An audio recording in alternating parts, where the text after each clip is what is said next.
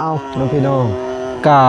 บสบายดีและสวัสดีเด้อพ่อพี่น้องเนาะบ่ว่าสิเป็นพี่น้องทางฝั่งลาวแล้วก็พี่น้องทางฝั่งไทยแล้วก็ต่างประเทศนำเนาะซึ่งสำหรับคลิปนี้บ่าวพรก็ได้มาอยู่ที่บ้านน้องลินดากัญญานะพี่น้องซึ่งกาทางสร้างเพิ่นก็หยุดปีใหม่ค่อนข้างจะหลายวันพอสมควรนะพี่น้องเกือบจะเข้าอาทิตย์หนึ่งพุ่นแหละเนาะก็ทั้งสร้างเพิ่นมาเฮ็ด2มื้อนี้แล้วนะพี่น้องมื้อวานนี้แล้วก็มื้อนี้เนาะซึ่งมื้อวันก่อนทางบ่พรก็ได้สั่งแป้นไปนะพี่น้องสั่งแป้นไปแล้วก็สั่งไม้บันไดไปเนาะแล้วก็จ่ายเงินไปคิดเงินก่อนนะพี่น้องแล้วก็ยังบ่พอนะพี่น้องยังสิสั่งแป้นฟ้าเนาะแป้นฟ้าเป็นบางส่วนเพื่อจะมาเฮ็ดขอบสังกะสีอันนี้เนาะขอบแป้นลมว่าซั่นซะแล้วก็สิได้สั่งไม้48มาอีก20โตนะพี่น้องไม้18 20โตเพราะว่าไม้18นี่ทั้งซุมเฮานี่จะเอาเฮ็ดเป็นลูกติ่งเฮ็ดแบบคล้ายๆแบบเพื่อนน้องอันใกล้ทองอันนี้เนาะก็บ่ได้เอาลูกติ่งก็สิใส่ไม้18เลยนะพี่น้องซึ่งว่าพรก็ค่อนข้างจะเสียงแหบนะพี่น้องเพราะว่าอากาศอยู่ฝั่งลาวนี่ก็ค่อนข้างจะหนาว3-4วันนี่แหละเนาะก็เลยเสียงแหบนี่นะพี่น้องกันพี่แต่ว่าสิได้ไปกินยาเนาะเพราะว่าถ้าเฮาปล่อยหึงมันก็สิแห้งสิคออักเสบกว่านี้นะพี่น้องซึ่งทางสร้างเพิ่นก็มาเฮ็ด2วันนี่นะพี่น้องหลังจากหยุดปีใหม่เนาะก็ถือว่าแอมแล้วเรียบร้อยนะพี่น้องเฮือนน้องยินดาเนาะพี่แต่ว่าสิเข้าไปสอบถามสร้างว่าทางสร้างเพิ่นเอาเงินตัวใดแน่ออกไปก่อนเนาะเพราะว่าเมื่อวันก่อนบ่พรก็ยังอยู่บ้านเนาะยังอยู่บ้านเรื่องอันเพิ่นไปซื้อตะปูแล้วก็ซื้อปูนเนาะเดี๋ยวเข้าไปสอบถามสร้างกันเลยเนาะสบายดีสบายดีโดยก็คือฮักก็มาเฮ็ด2มื้อนี่บ่โดยหยุดปีใหม่ก็ค่อนข้างจะหลายวันอยู่เนาะเกือบจะเข้าอาทิตย์2มื้อพอดี3มื้อนี่แหละก็คือเมื่อวันก่อนนี่ทั้งสร้างได้ออกซื้อตะปูก่อนบ่โดยซื้อเบิดหลายปานใดนะอันนั้นตะปูหันแสนนึงตัวนี้หันแสนนึงปูนก็แสนนึงโดยตะปูแสนนึงแล้วพี่น้องก็คือมื้อที่บ่พรบ่ได้อยู่นะก็เลยให้เพิ่นออกเงินก่อนเนาะก็ไม่ได้ว่าสิเอาเงินให้เพิ่นสรุปแล้วเป็น200,000เนาะโดยแล้วก็ตอนนี้ยังดำเนินการตัวใดสร้างเฮ็ดอันทานบันไดบ่เฮ็ดทากันไดนี่แหละเทไว้แล้วก็สิทาให้อันนั้นบ่าวไปซื้ออันนั้นบานพับนี่สิใส่บานประตูสิใส่บานประตูไว้เลยโดยกับทานะทาไม้อันนั้นเด้แป้นลมปัดลมกับสีเพราะว่าคันได้แล้วก็สิกบแล้วก็สิทาไว้ยันว่าอันนั้นแผ่นเล็กมากับสิมุ่งเลยมื้ออื่นโดยโลซิ่งมามื้ออื่นโดยอันนี้ได้ทาไว้อันนั้นแป้นปัดลมมีแต่ว่าไม่แป้นบ่เรือจักแผ่นแล้วบ่สิเฮ็ดแป้นลมน่ะมันบางแป้นตัวนี้แม่นบ่โดยว่าสิเอาแป้นปูเนาะโดยครับใจอันนี้คือเงินเพิ่นออกก่อนค่าตะปู100,000ค่าปูนจักสอบก็สอบนึงสอบ1นะพี่น้องส่วนหินกับทรายน่ะบ่ได้ซื้อเพราะว่าบ่ได้ซื้อเรือเห็นห้องน้ำน้องดินดาเนาะสรุปแล้วแอมแล้วเลยเนาะสร้างเนาะโดยตอนนั้นแล้วมีแต่ล้อทาลูกติ้งกับอันนั้นปานลมกับลูกติ้งนี่สิเอาเป็นไม้18ได้สร้างไม้18ก็เอาเฮ็ดแบบเพื่อนหลังนั่นน่ะโดยเอา20โตพอดี20โตเนาะโดยแล้วก็ไม้แป้นปูนี่จักแผ่น10แผ่น10แผ่นโดยแล้วมันบ่ถึงเขาต่อนะตอนนั้นหันเก้า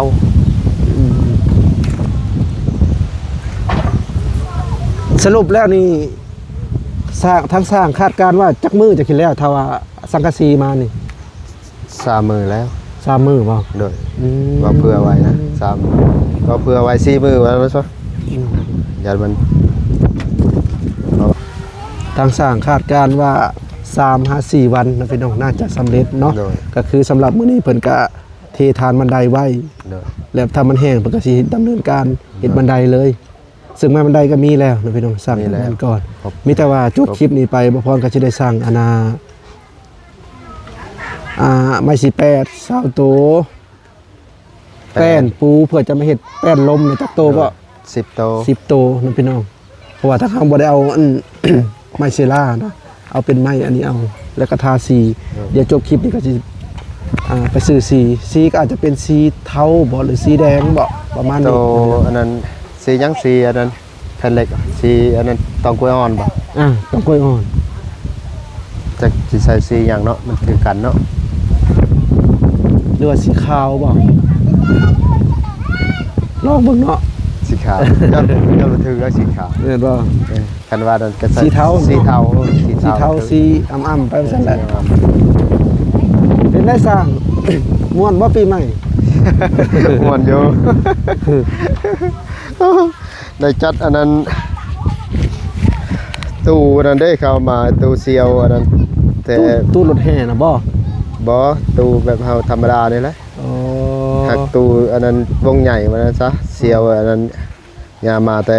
บ้านใหม่อรวย เพิ่นก็บ่ได้เมื่อเลยตอนเว้นพอ เพิ่นจักเมื่อตอนเช้าบ่ได้เมื่อพอลินอยู่ปีนี้ครับ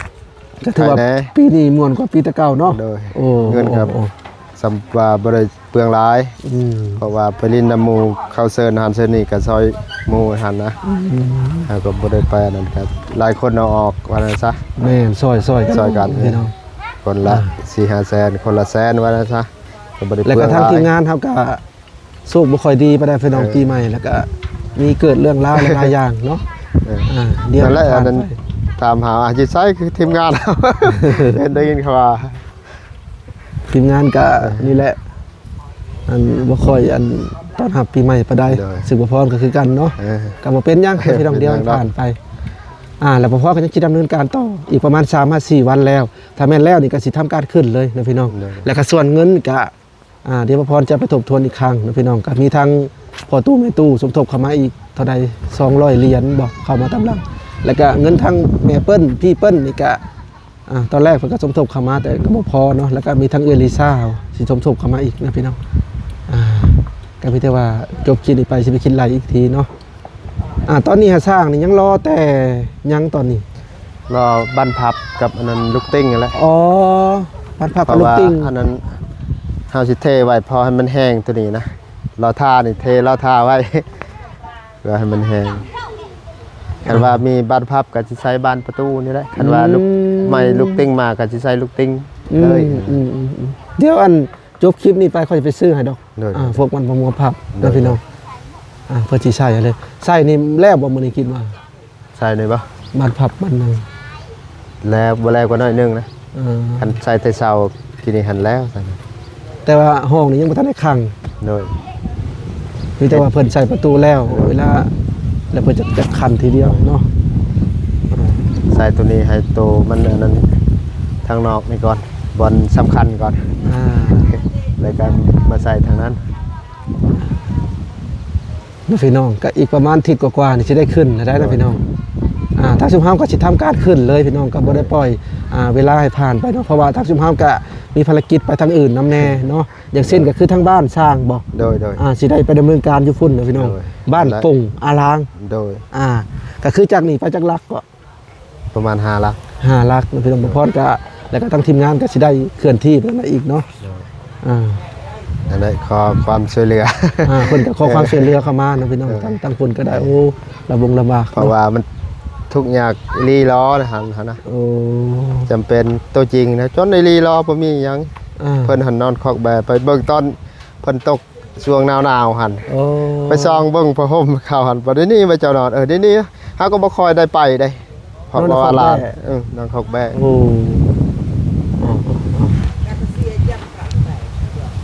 นอนกับแม่พาบัตรนี่ นั่นแหละก็เลยจบภารกิจขึ้นบ้านใหม่ทางน้องลินดากัญญาก็สิได้ดำเนินการเลยการเคลื่อนที่นะหลังจากแล้วเฮือนตัวนี้เจ้าก็สิได้ไปทางใดต่อนี่ อยู่นาลาแอน นั่นละแอน โดยก็เที่ยวไปเที่ยวมาเนี่ยเฮือนไม่บ่เฮือนแต่ปีกายนี่นะ อ๋อ เลยไปแอมหันทิศหนึงก็สิแล้วดอกนะฮะ แต่เงินค่าสร้างนี่เรือเท่าใดสร้างจำได้บ่ ได้อยู่ไม่นั่นก็ยังเหลือเท่าไหร่เหลือ10เนาะ10ก็2,150,000ยังประมาณ7ล้านปลายนี่แหละ เพราะนั้นทางสร้างก็เบิกไป โดย2,150,000 2,150,000 โดย แล้วก็ยังเหลืออยู่7,850,000เนาะก็คือเงินค่าสร้างนะพี่น้อง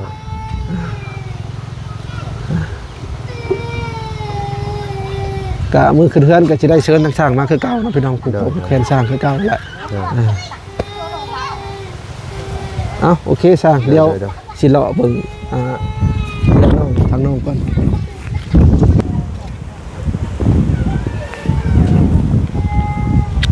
โอ้งามมะลิพี่น้องเลยแอมแล้วอีกอยังแล้วงามตอนนี้เพิ่นกำลังเทบันไดนะพี่น้องเททานบันไดเทคล้ายๆกับแบบเฮือนอันแม่แรมหรือว่าแม่กำตานั่นแหละแต่ตัวนี้สีใหญ่กว่างามมะลิเนาะสร้างเนาะโธ่ แต่งใหม่หมด งามมะลินี่คำเป็นทาสีนี่โธ่แจ่มเลย เลย ทาสี อยู่ได้สีอันนั้นสีเทาเนาะมาถาง สีเทาอ่อนๆนะคักพี่น้องเอ้ยแต่บ่ฮู้ว่าสิมีงบทาสีบ่ต้องติดตามกันต่อไปเนาะ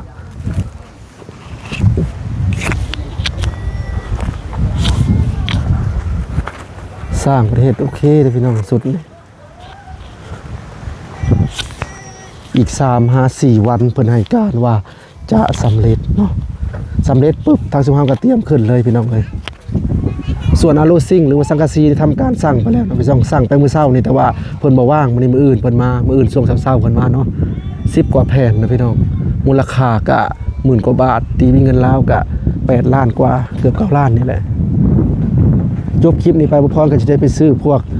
บานพงบานผับก่อนประตูมือจับมาให้อีกนะพี่น้องซื้อมาให้แล้วก็สิได้ซื้อซีอีกซีเพื่อจะมาทาเขาเอิ้นหยังขอบแป้นลมตัวนั้นเนาะพี่น้องทาสีแล้วก็ขอบแป้นลมก็สิใช้ไม้อันนี้แหละเป็นไม้ปูไม้แป้นปู10 แผ่นแล้วก็สั่งไม้10 แผ่นมาให้ลูกติ่งเนาะซึ่งบ่พรก็ห่างหายไปก็หลายวันนะพี่น้องเนื่องจากว่าปีใหม่ห่างหายไปหลายวันพอสมควรเนาะก็มาอัปเดตเรื่อยๆแหละแล้วก็ส่วนบ้านน้องกระทุ่งกระทองก็ยังแต่สังกะสีแผ่นเดียวมื้ออื่นมาพร้อมกันกับบ้านน้องดินลาแล้วก็บ่พรก็ซื้อดินแล้วก็ดำเนินการห้องน้ำเนาะตรงนั้นเดี๋ยวว่างสิไปอัปเดตอีกครั้งพี่น้อง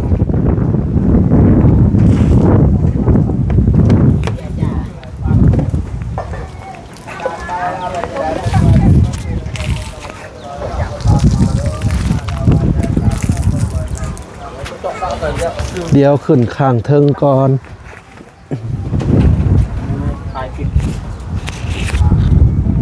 โอ้ยน้องพี่น้องน้ำโคตรแต่ว่ายังไม่ได้ขันห้องเพิ่นใส่บานพงมันผับประตูแรกเพิ่นจะขันถ้าเขาขันแล้วการทำงานมันจะยากนี่มันจะย่างอ้อมไปออกนอกแล้วเข้าห้องนั้นอันนี้เขาใส่แบบนี้งามพี่น้องเลยในทาสีนี่แจ่มเลยล่ะ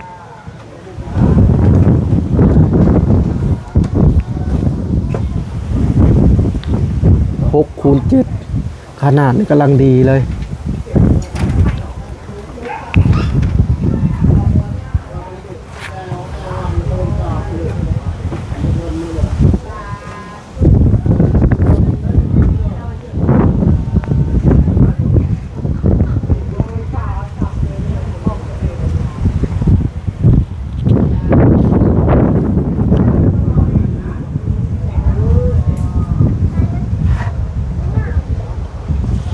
เบิดงามสำนี้แหละนะพี่น้องเบื่อนใหม่เบิดงามสำนี้แหละ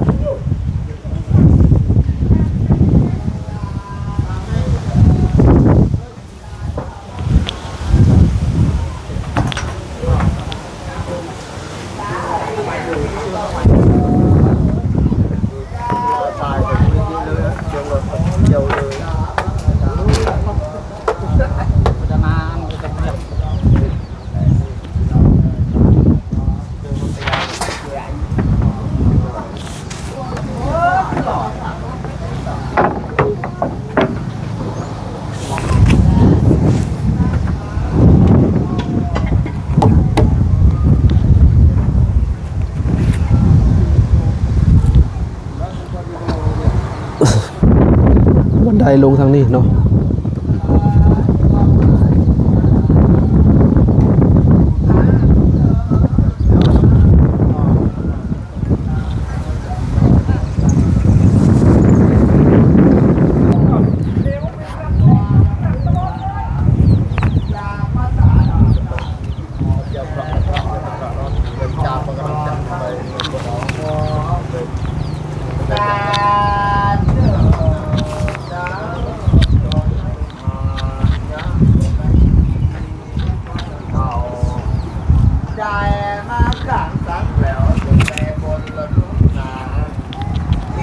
บุรเทวดาสาดังดำลาดีโอ้นะได้ตามได้ควรอยู่ในมาโดสาธุที่นั่งสาธุเทวดา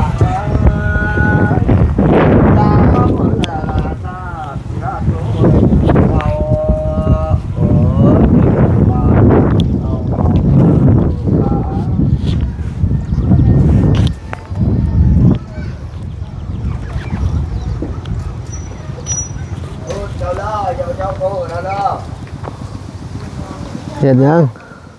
แกนคาม อ พอได้หมกกินนะนางกิน แซ่บได้ดอก แม่น ยำนาวนี่มุกนี่ แม่น ข้อยก็มักยำคือกันได้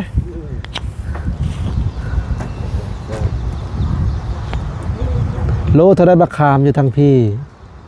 คามอ่ะวัง2-3วันหลังนี่ก็ประมาณ 11,000แหละ โล1 11,000ก็ถือว่าแพงอยู่พี่น้องเอ้ย นี่ลงแล้วได้นี่นะ ลงแล้วบ่ ลงแล้ว 6,000 แล้วนี่ โอ้ลงหนักอะลีเนาะ อืมขึ้นลงจักก็ได้คามก็ได้ แต่วันไหนนี่เขาติดเอาทางไหนเลยเนาะ แม่น มุกกินก็แซ่บเด้อพี่น้องเอ้ยมะขาม โอ้นี่ก็บ่พรก็อยากถามท่านผู้ชมเบิ่งในขณะนี้เนาะมะขามนี่เขาไปเฮ็ดสบู่บ่ ว่าเด้อ จะกลับไปเฮ็ดหยังเนาะ จักเป็นเฮ็ดพี่ช่างเห็นแต่พี่ช่างนำมาคามมันเด้เป็นคือดิโดเด้ สารพัดเนาะ มะขามแม่นๆๆ เฮ็ดสบู่ขนมเปียกบ่ หลายอันหลายแนวนะ แต่บ่พรน่ะอยากเสนอแบบว่า ให้ในมันน่ะเนาะเอาไปเฮ็ดกาแฟ โอ้คักแบบนี้แม่น เอาไปเฮ็ดอันนั้นนะไปบดเฮ็ดคือกาแฟนี่แล้วก็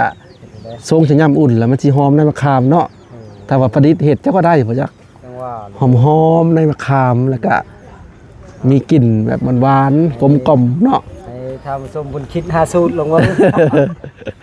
หาสูตรครัวนะเจ้าก็ได้มาจากไหนนี่จะมาจากบ้านนะจ๊ะ แกน มาปวนนี่ป่ะพาใครมาปัว เนี่ย มาจากมือแหละ โอ้ลายมือ10 กว่าวันแล้ว โอ้มาอยู่นี่ได้เป็นได้อาการดีขึ้นป่ะ โดยแม่นและใครแน่แล้ว เอาดีใจนำเนาะ เลย เพิ่นเป็นยังปกตินะ เจ็บในต้นในโตแล้ว ก็เลยมาปัวมาเป่าเนาะ โดย เศร้าแล้วก็ดีขึ้นเก่าๆเนาะ โดยดีขึ้น เอาขอให้สวงให้เศร้าโอเคอ้ายเดี๋ยวบ่พรรอเพื่อนซานทางเพิ่นก่อนเด้ทางสร้างของน้ำเพิ่นมาแล้วพี่น้องเอ้ย ชี้นี่เดี๋ยว ชีนั่นล่ะ นอนมาฮอด ฮะ นอนข้างหน้าจากช่างเพิ่มเนาะสีแดงนะ มันมาฮอดยังบอกมันอีกบอกมันใหม่เนาะ แผ่นเดียวได้ แค่เดียวอ่า เขามาพร้อมเลยเด้ โอ้แม่นเพราะว่าบ้านหลังนั้นน่ะบ่พอแผ่นหนึ่งสีแบบนั้นหั่นน่ะ สีแดง แดงอ่ำเนาะ แดง แบบนั้นน่ะพอดีสิสั่งมาพร้อมกับบ้านน้องดินดานะพี่น้องสร้างห้องน้ำเนาะสร้างห้องน้ำบ้านน้องดินดานั่นแหละ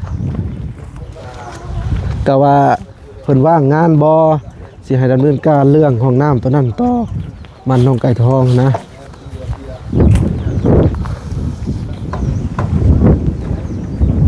สบายดีป้าน้องดินดา สบายดี เป็นจังไดปีใหม่บ่ได้หยุดบ่ โดย ปรินใช้ปีใหม่ บ่ได้ไป อยู่แต่เทือนเนาะ โดย ได้ยังกินข้าวมานี่ ไปปลูกแคนอยู่บ้านคน งาน ตย ดอกโอ้ผูกแขนบ่ โดย อืม หากะมา ทั้งสร้างเพิ่นว่า 3-4 วันนี่แล้วนี่ทำการขึ้นเลยเด้อ โดย ทำการเตรียมเลยขึ้นเลยแล้วชุมเฮาก็มีหน้าที่ไปทางอื่นเนาะนะ โดย นี่แต่แรกแล้วก็ต้องเตรียมการขึ้น โดยแล้วว่าน้องบอกว่าวันใดสิขึ้น อ่า สิเตรียมไว้ เอามาเพิ่ม ปลาสิเก็บไว้ 4 เมตร อ่า ปลามันมียังได้ เดี๋ยวสิเบิ่งก่อนว่าสิเอายังนะ มันมียังมีติดเท่า อาหารเจนก็บ่มี อันนี้คือการวางแผนนะพี่น้องวางแผนที่จะขึ้นบ้านใหม่เนาะ โดย จะขึ้นไว้นี่ล่ะ แดงอ่ำๆแดง ขอบใจหลาย โดย ๆทางสร้างประเทศฟ้าบ่นะโอ้เห็นเมนูยังกินโอ้กินดิบเลยบ่สร้างปลาถูกนี่ปลาเป็นนี่หลายๆพี่น้องจักปลายังเขาเอิ้น ปลากินหญ้า โอ้ก้างหลายได้ปลานี่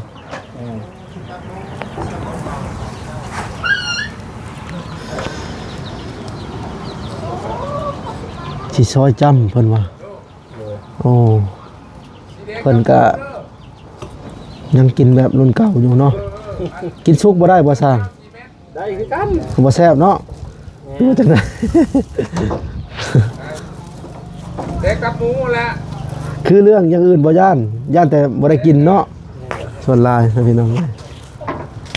เอานี่ตัวนี้ก็ปิ้ง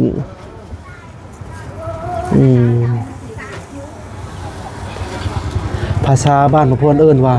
ปิ้งแฮม เป็นปะยันไม่แล้วกินข้าวบ้าง ยังบ่ทันยากบ่เป็นหยังอันนี้เป็นขี่ไผเพิ่นเนาะถังสังกะสีบ่ได้ดัง โดย ปลายังจะปิ้งมันน่ะแซ่บได้ ปลากันยา อันนี้ ปลายังเขาเอิดนะ ตัวแปรๆได้แซ่บมันๆนะอันนี้บ่มันเนาะ นี่ปลาธรรมชาติอยู่นะหมดแล้ว โอ้ตัวนั้นแหละครับ โดย แต่งงานแบบ อะไรเหรอ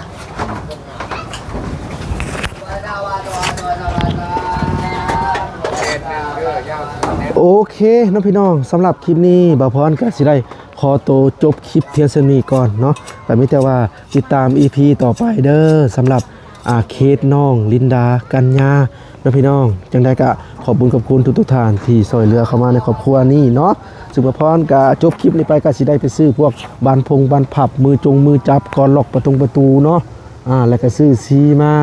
แล้วก็สร้างไม้มาโอ้ยังได้หลายอย่างน้องพี่น้องแล้วก็สิได้ไปหากินยาน้ำเพราะว่าคอแหบเนาะเอาพี่น้องเอ้ยไปก่อนสบายดี